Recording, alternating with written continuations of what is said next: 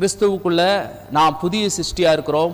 அதாவது தான் அப்போஸ்தலனாகிய பவுல் சொல்றார் 2 கொரிந்தியர் 5:17 இப்படி இருக்க ஒருவன் கிறிஸ்துவுக்குள் இருந்தால் அவன் புதிய சிருஷ்டியா இருக்கிறான், பழையவைகள்லாம் ஒழிந்தன, எல்லாம் புதிதாயின என்று சொல்லப்பட்டிருக்குது. அப்போ கிறிஸ்துவுக்குள்ளே நாம் புதிய சிருஷ்டியா இருக்கிறோம்.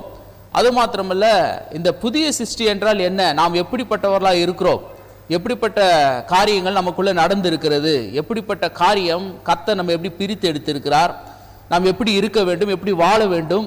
கிறிஸ்துவுக்குள்ளே நாம் ரட்சிக்கப்பட்டால் போதாது, ஞானஸ்தானம் எடுத்தால் போதாது, கிறிஸ்துவை போல, அதாவது இயேசுவை போல நாம் மாற வேண்டும். இயேசுவை போல நற்குணங்கள் நம்மளுக்கு உண்டாயிருக்க வேண்டும்.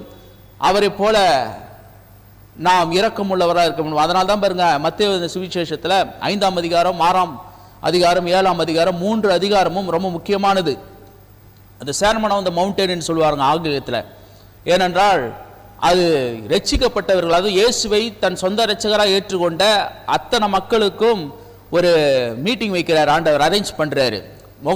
முதல் கிறிஸ்துவ முகாம் அவர் அரேஞ்ச் பண்றார். அவருக்காகவே அவர் ஒரு முகாம் அரேஞ்ச் பண்ணி அதை கூடி மலையிலே கூடுகிறார்கள். எல்லாரும் ரட்சிக்கப்பட்டவர்கள், அதாவது இயேசுவை நம்பினவர்கள், விசுவாசித்தவர்கள், அற்புதம் பெற்றவர்கள், ஏராளமான ஜனங்கள். பாருங்க, இயேசு நன்மை செய்கிறாராவே சுற்றி திரிந்தார், அநேக அற்புதங்களை செய்தார், அநேக காரியம். குருடர் பார்வையிடார்கள், செவிடர்கள் கேட்டார்கள், முடவர்கள் நடந்தார்கள், இப்படி அநேக அற்புதம் செய்தார். அதனால ஜனங்கள், ஏராளமான ஜனங்கள் இயேசுவை பின்பற்றினார்கள்.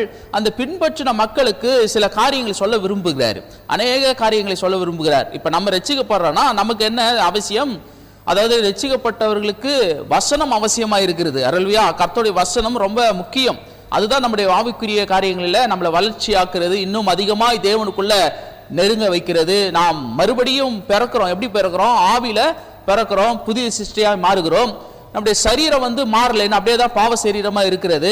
நம்முடைய மனது கர்த்தருடைய வசனத்தை கேட்க கேட்க, அப்படியே வார்த்தை கேட்க கேட்க நம்முடைய மனது என்ன ஆகுது, மாறிக்கொண்டே இருக்கிறது. ஆவிக்குரிய கண்கள் திறக்கப்படுகிறது, தேவனுடைய மகத்துவான காரியங்களை அறிந்து கொள்கிறோம். அது மாத்திரமல்ல, இன்னும் வசனத்தை கேட்க கேட்க ஆவியானவர் நம்ம என்ன பண்றாராம், வேற ஒரு பர்சனா மாத்துறாரு, வேற ஒரு நபராவே மாத்துறாரு. நம்ம என்னவா இருக்கிறோம், எந்த நபரா இருக்கிறோமோ அப்படி இல்லாம கர்த்தர் என்ன பண்றாராம், வேற ஒரு நபராய் நம்ம மாத்துறாரு. நம்முடைய குணங்களை மாத்துறாரு, எண்ணங்களை மாத்துறாரு, பேச்சை மாத்துறாரு, சுபாவத்தை மாத்துறாரு, எல்லா விதமான காரியங்களை மாத்தி நம்மள இந்த சமுதாயத்துல கர்த்தர் ஒரு அவருக்கு ஏற்ற உகந்த பிள்ளையாக, அதாவது உலகத்துக்கு நம்ம வாழாம உலகத்துக்குரியவர்களை, நம்ம அதெல்லாம் வேதம் சொல்லுது, நம்ம உலகத்துல இருந்தாலும் உலகத்துக்குரியவர்கள் அல்ல, தேவன் நம்மை பிரித்து எடுத்திருக்கிறார். அல்லேலூயா. தாயின் கருவத்தில் பிறவதற்கு முன்பாகவே கர்த்தர் நம்மளை முன்குறித்து இருக்கிறார், அழைத்திருக்கிறார், நம்மளை நீதிமானும் ஆக்கி இருக்கிறார்.